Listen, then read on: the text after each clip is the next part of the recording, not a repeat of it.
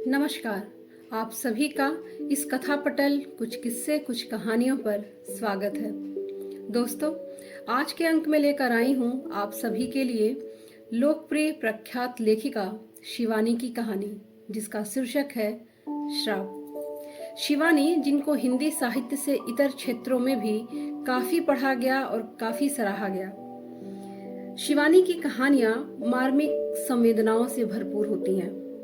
नारी संवेदना की इन कहानियों को पाठक एक बार पढ़ लेता है, ताउम्र याद रखता है। आइए ऐसी ही एक कहानी पढ़ें जिसका शीर्षक है श्राप। आरंभ में ही स्पष्ट कर दूं, यह कहानी नहीं है। कल मैंने उसे सपने में न देखा होता तो शायद मेरी लेखनी गतिशील भी न होती। हठात कल रात वह चुपचाप आकर मेरे पाय ताने बैठ गई थी, उसी वधू वेश में जिसमें उसे आज से 10 वर्ष पूर्व इसी फ्लैट में देखा था। न उसने कुछ कहा, न हिली, न डुली। फिर अपनी दोनों मेहंदी लगी गोरी हथेलियां मेरे सामने फैलाकर वह फिक से हंस दी। मैं हड़बड़ाकर उठ बैठी। सपना टूट गया, किंतु सपने का आतंक नहीं गया। 10 वर्ष पूर्व भी मैं इसी फ्लैट में रहती थी। नीचे के फ्लैट की गृहस्वामिनी एक दिन अचानक मेरे पास एक छोटी सी याचना लेकर उपस्थित हुई। उसकी बड़ी बहन एवं भग्नीपति अपनी पुत्री का विवाह करने उनके फ्लैट में आ रहे थे। क्या मैं उन्हें कुछ दिनों के लिए अपने 2 कमरे दे सकूंगी? वैसे अपने एकांकी जीवन में मुझे किसी प्रकार का व्याघात अच्छा नहीं लगता, किंतु प्रतिवेशियों के प्रति सामाजिक कर्तव्य बोध ने साथ साथ किसी की कन्या के विवाह में यह सामान्य सा सहयोग देने की बलवती इच्छा ने स्वयं मेरी सुविधा असुविधा को पीछे ढकेल दिया। मैंने स्वीकृति दे दी। विवाह तिथि आसन्न थी। इसी से देखते ही देखते अतिथियों की भीड़ जुटने लगी। मुझे 2 अत्यंत निरीह शांत अतिथियों को मेजबानी निभानी पड़ी। कन्या के सौम्य पिता एवं वृद्ध पितामह। बड़े संकोच से दोनों ही ने कृतज्ञता पूर्वक मेरा आभार प्रदर्शन किया। क्षमा कीजिएगा, आप ही को कष्ट देना पड़ा, पर हम आपको कोई भी कष्ट होने नहीं देंगे, बस केवल रात सोने के लिए आएंगे। और वह सचमुच ही मुझे यह भी पता नहीं लगा कि मेरे यहाँ सर्वथा अपरिचित अतिथि आए हैं। उनके रहने से मुझे रंज मात्र भी असुविधा नहीं हुई। यही नहीं, उनके जलपान भोजन चाय के साथ साथ मेरे लिए भी थाल लगकर आने लगा। शामियाना लग गया था। दरियों पर 20 दर्जन बच्चे नए नए कपड़े पहने गुलाठे खाने लगे थे। हलवाई ने चूल्हे का विधिवत पूजन कर कढ़ाई चढ़ा दी थी। मैली बनियान को छाती पर चढ़ा उन्नत उदार खुजाता हष्ट पुष्ट हलवाई बंगोले से बूंदी के लड्डू और ढाल सी मठरियां बनाता बड़े से टोकरे में रख रहा था कि सहसा शोर मचा। अशरफी देवी जल गई। मैंने भागकर बरामदे से झांका कि देखूं कौन जल गया। हलवाई बड़बड़ा रहा था, सब हरामखोर हैं। अब देखिए भाई साहब, 2 मिनट के लिए इन्हें कढ़ाई सौंप कर सूरती खैनी खाने गया कि जलाकर राख कर दी। फिर उसने एक जली स्याह मठरी को निकालकर पास खड़े कारीगर को डांटा। अब क्या खड़ा मुंह क्या ताक रहा है? जरा सी राख ला लो, कोपलों पर ढाल, आंच मंदी करूं। कौन अशरफी देवी जली कृष्णा? मैं अपना कौतूहल रोक नहीं पाई और मैंने गृहस्वामिनी से पूछा। अरे मट्ठी जल गई, उसने हंसकर कहा। हमारे यहाँ लड़की की ससुराल की ऐसी 125 लड्डू और 51 मट्ठियां भेजी जाती हैं। हर मट्ठी पर घर की बड़ी बूढ़ियों का नाम लिखा जाता है। अशरफी देवी बिट्टू की होने वाली ददिया सास हैं, उन्हीं की नाम की लिखी मट्ठी जल गई। मुझे हंसी आ गई। अपने पीछे खड़े कन्या के पिता को मैं देख नहीं पाई थी। वे खिसियाते स्वर में बोले, अब देखिए ना, कैसे बेकार के रिवाज हैं, पर एक हम हैं कि इन्हें मनाए जा रहे हैं, पर मजबूरी है। न करें तो सोचेंगे कि हम पैसा बचा रहे हैं। कन्या के पितामह सारा दिन सड़क पर टहलते रहते। मैंने एक दिन देखा इधर उधर देखकर उन्होंने एक ठेले वाले को रोककर 4 केले खरीदे और जल्दी जल्दी खा गए। घर का आंगन तो मिष्ठान पकवानों की सुगंध से सुवासित हो रहा था, फिर ये बेचारे भूखे कैसे रह गए? कन्या के पिता को नीचे जाने में जरा भी विलंब होता तो नीचे से कर्कश स्वर में कन्या की माँ अधैर्य से पुकारने लगती, सोते ही रहोगे क्या? अमीनाबाद से रजाई का बक्सा कौन लाएगा? मेरा बाप। मैं स्तब्ध रह गई थी। यह जानकर भी कि पति एक सर्वथा अपरिचित गृह का अतिथि है और मेजबान भी बरामदे में खड़ी है, ऐसी अशालीन भाषा का प्रयोग। असल में अचानक ही विवाह तिथि निश्चित हुई। उस पर वर पक्ष का आग्रह था कि हम लखनऊ आकर ही विवाह करें। इसी से बेचारी कुछ घबरा गई हैं और उस पर हाई ब्लड प्रेशर है, आप अन्यथा ना लें। कन्या के पिता ने पत्नी की अशिष्टता की कैफियत दी तो मैंने हंसकर कहा, कन्या के विवाह में किस माँ का पारा नहीं चढ़ता? कौन पत्नी पति पर नहीं बरसती? मैंने भी 3-3 कन्यादान किए हैं। आश्वस्त होकर वे चले गए, किंतु जिस दिशा को जाते बेचारी पत्नी के शब्द बेधी बाड़ों से निरंतर शर्मिंद होते रहते। हद है, 100 बार कह चुकी हूं कि बैंक से रोजगारी लानी है, नए नोट लाने हैं। अरे आखिर कब नोट आएंगे और कब उनकी माला बनेगी? पर कोई सुने तब ना। न अभी तक हलवाई को बयाना दिया गया है, न सकोरे पत्तलों का इंतजाम हुआ है। आखिर आप कर क्या रहे थे कब तक? जितना ही कर्कश स्वर पत्नी का था, उतना ही कोमल स्वर पति का था। गुनगुना कर न जाने क्या कहते कि उत्तर सुन नहीं पाती। रविंद्रनाथ ने नारी के 2 रूपों का वैशिष्ट्य बताया है, जननी या प्रिया। मेरी धारणा है कि पुरुष के भी 2 ही रूप हैं, स्वामी या सेवक। बेचारे मेरे अतिथि दूसरी श्रेणी में आते थे। लगता था उनका अपना कोई अस्तित्व ही नहीं है। उस दबंग स्वर की गरीयसी स्वामिनी को देखने का कौतूहल ही मुझे वहां खींच ले गया। उनके दीर्घांधी में बहुत शरीर को देखकर मुझे लगा कि उस व्यक्तित्व के चौखटे में वह रोबीला कंठ स्वर एकदम ठीक ही बिठाया है विधाता ने। कन्या की माँ ने बड़े आदर से मुझे बिठाया। आपने बड़ी कृपा की। वहां तो हमारी इतनी बड़ी कोठी है कि 100 मेहमान भी आ जाएं तो पता ना लगे, पर लड़के वालों की जिद थी कि हम यहीं आकर शादी करें। अरे दिव्या, क्या कर रही है? यहाँ आकर देख कौन आया है। फिर मेरी ओर देख के हंस के बोली, अजी आपकी किताबों के पीछे तो यह दीवानी है, एक कहानी नहीं छोड़ती। बेचारी, तब क्या वह जानती थी कि एक दिन उसे भी मेरी कहानी नहीं छोड़ेगी। एक गोरी दुबली पतली किशोरी लज्जानवत मेरे सम्मुख खड़ी थी। चेहरे पर वही अद्भुत लुनाई आ गई थी जो विवाह तिथि निश्चित होने पर साधारण नयन नक्श वाले चेहरे को भी असाधारण बना देती है। जिसने भी उसका नाम रखा था वह निश्चय ही साहित्य रसिक रहा होगा। मेरा अनुमान ठीक था। एक बार सुमित्रा नंदन पंत जी हमारे यहाँ आए थे, तब यह 3 साल की थी। हम इसे टुइया कहकर पुकारते थे। बोले, यह भी भला कोई नाम है? दिव्या कहकर पुकारो। बस तभी से यह दिव्या हो गई। यह तो अभी बहुत छोटी है, आप अभी से इसकी शादी किए दे रही हैं। मैंने कहा, अजी छोटी काहे को, 18वें में पड़ेगी, देखने की है बजरबौनी। इसकी उम्र में तो हमारी 2 बिटिया हो गई थीं। उसी दिन दिव्या के पिता ने मुझे बताया कि उनकी भी इच्छा अभी दिव्या का विवाह करने की नहीं थी, पर लड़का अच्छा मिल गया। उनके इस साली ने ही रिश्ता पक्का किया था। आप तो जानती हैं, हम लोगों में अच्छे लड़के के लिए अच्छी खासी रकम देनी पड़ती है। दुर्भाग्य से हम कान्यकुब्ज ब्राह्मण हैं। हमारे यहाँ एक प्रकार से रेट बंधे हैं। आईएएस लड़का है तो 1.25 लाख, आईपीएस तो 1 लाख, इंजीनियर तो 80,000 और साधारण नौकरी वाले के लिए भी कम से कम 20,000। उस पर दहेज अलग। डॉक्टर लड़के तो कंधे पर हाथ नहीं रखने देते, यानी जैसा दाम खर्च कर सको वैसी ही चीज लो। कभी कभी तो सोचता हूँ बहन जी, बिहार में जो कन्या के पिता सुपात्रों का अपहरण कर जबरन दामाद बना रहे हैं, उसमें भी उनकी मजबूरी ही रहती होगी। तो क्या आपको इस रिश्ते में भी रकम भरनी होगी? मैंने पूछा।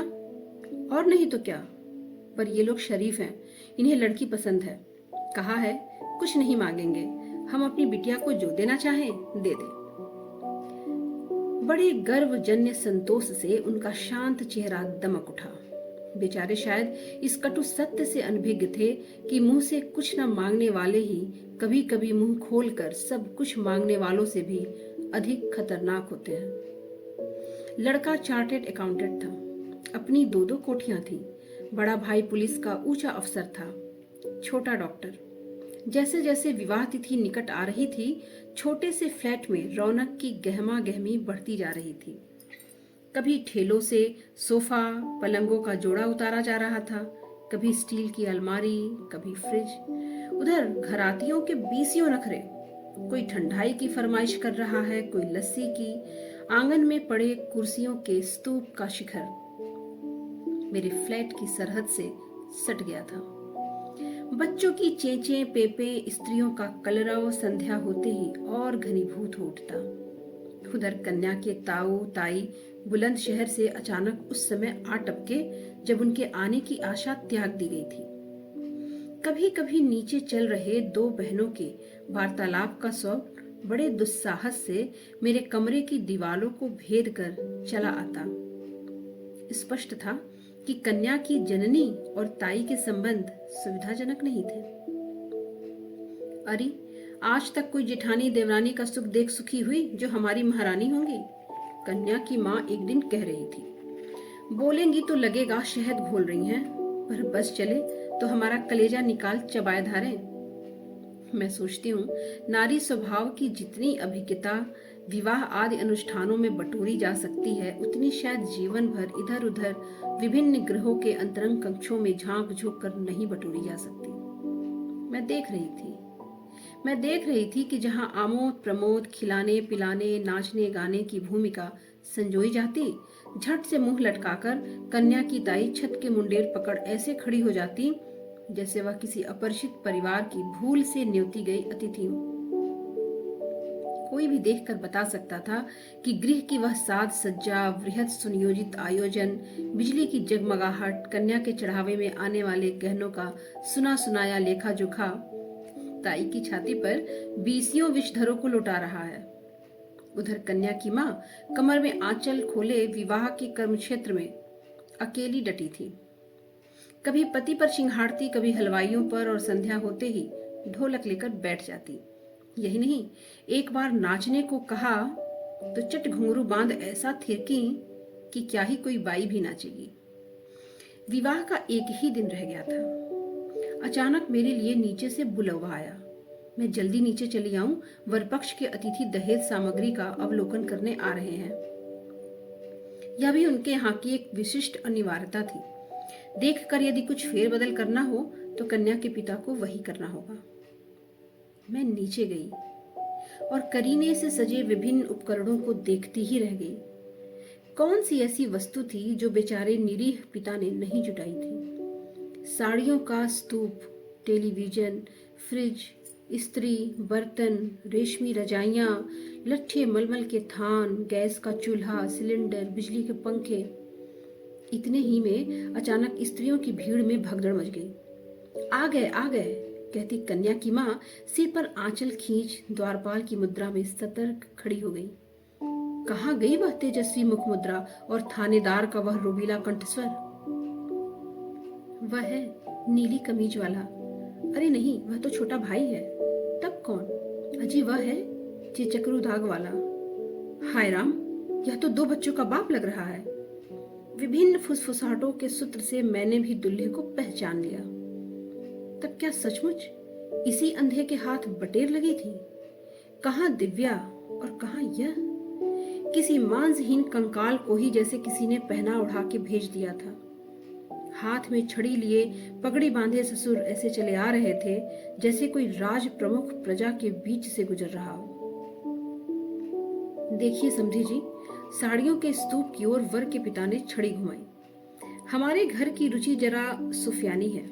वे ये सब तड़क भड़क की बनारसी कभी नहीं पहनेंगी। ये सब हटाकर कांजीवरम और चंदेरी गढ़वाल रखवा दे। यही फरमाइश मेरी लड़कियों ने भी की है।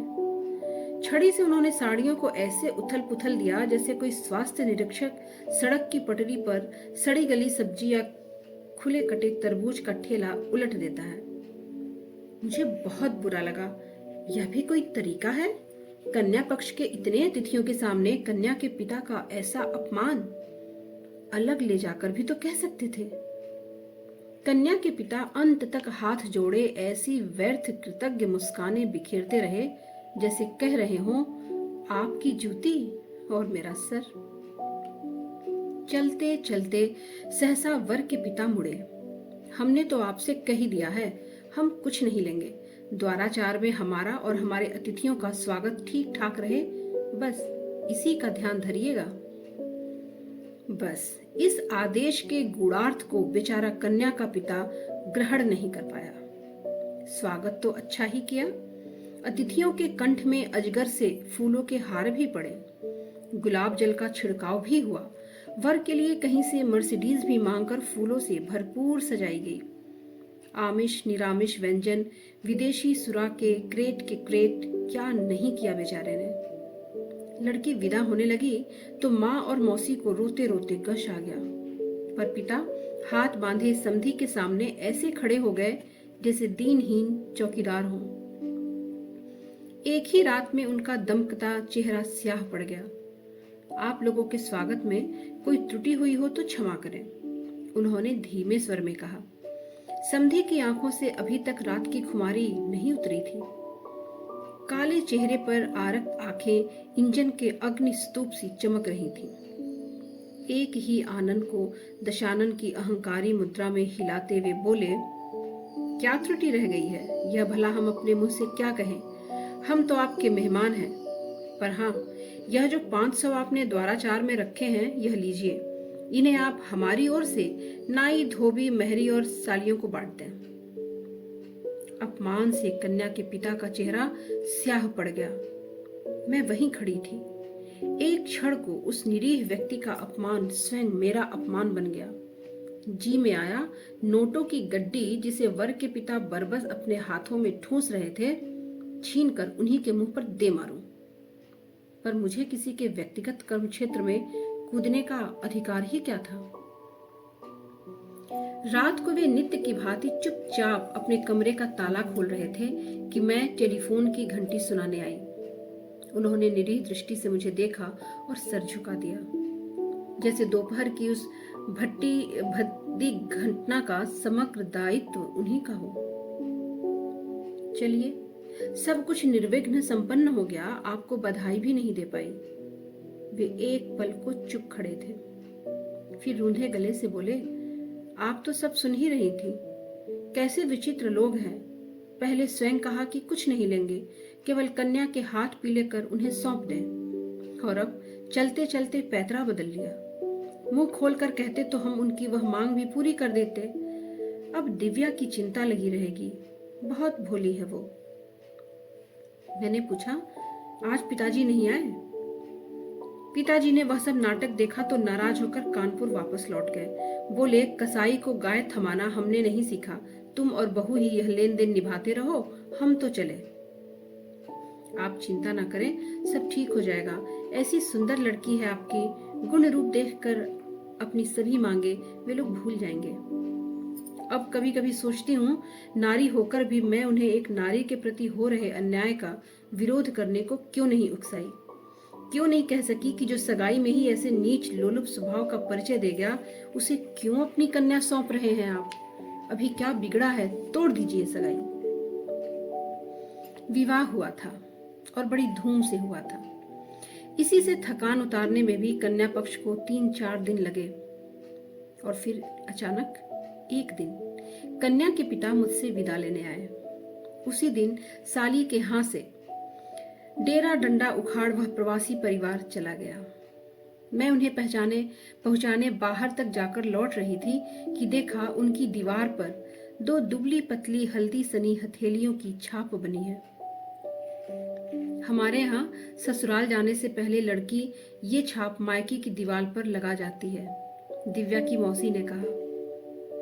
मन न जाने कैसा हो गया।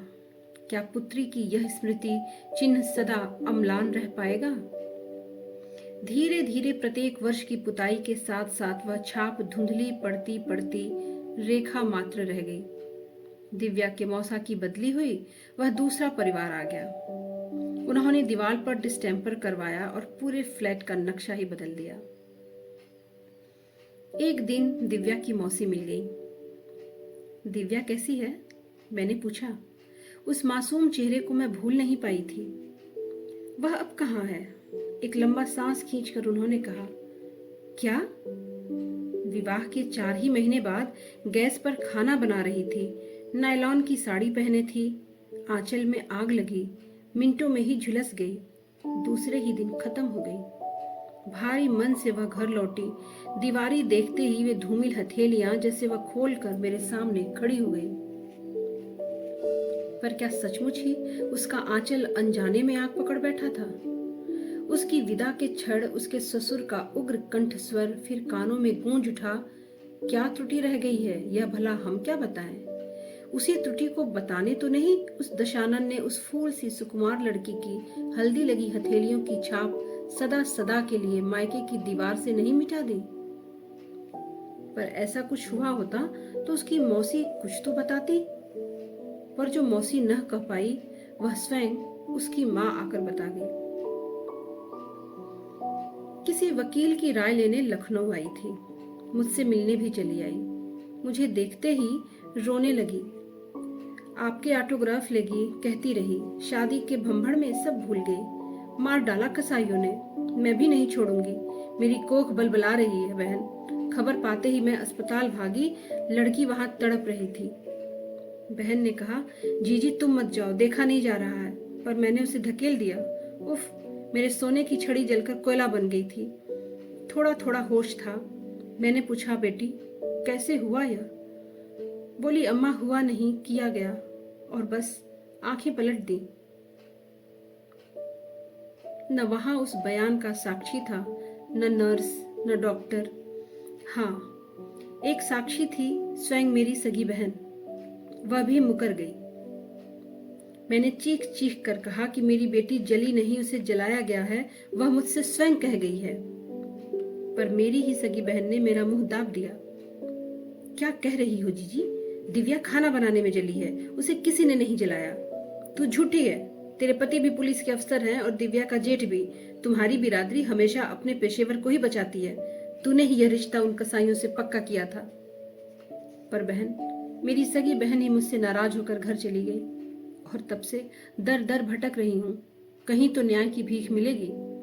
हत्यारा अभी भी मूंछों पर ताव देता घूम रहा है। सुना है दूसरी जगह रिश्ते की बात चल रही है। मैं स्तब्ध थी।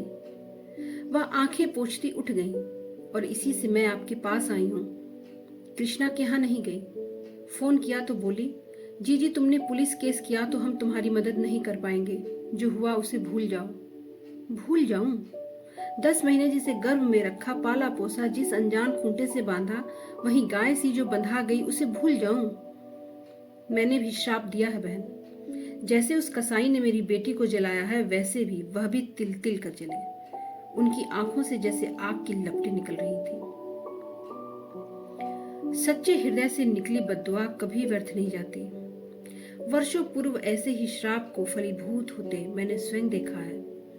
अल्मोड़ा के ही एक ऐसे सच्चे ब्राह्मण के श्राप ने क्या तत्कालीन जेलर को रात बीतते न बीतते चुटकियों में निष्प्राण नहीं कर दिया था। कुमाऊं केसरी बद्री दत्त जी तब स्वतंत्रता संग्राम में जेल में बंदी थे। जेलर के अमानुषिक अत्याचार से क्रुद्ध पांडे जी ने नहा धोकर हाथ में जल लेकर कहा, अरे दुष्ट, मैं कुमाऊं का ब्राह्मण तुझे श्राप देता हूँ, जैसे तूने हमें मारा, भगवान तुझे भी मारे। और भोर होते ही दिल के दौरे ने उस हष्ट पुष्ट जेलर को जेल से ही नहीं, संसार से हटा दिया था। उसके बाद तो पांडे जी जब जल हाथ में लेते, सुना है कि बड़े बड़े अफसर भी उनके चरण पकड़ लेते थे। किंतु अब कहाँ है वैसे ब्राह्मण और कहाँ है वैसा ब्रह्म तेज। इतने वर्ष बीत गए, फिर दिव्या की माँ मुझसे कभी नहीं मिली। पता नहीं उनके दग्ध हृदय से निकला वह श्राप फलीभूत हुआ या नहीं, किंतु मेरे फ्लैट की निचली दीवार से हल्दी लगी उन हथेलियों की छाप अब एकदम ही विलीन हो चुकी है।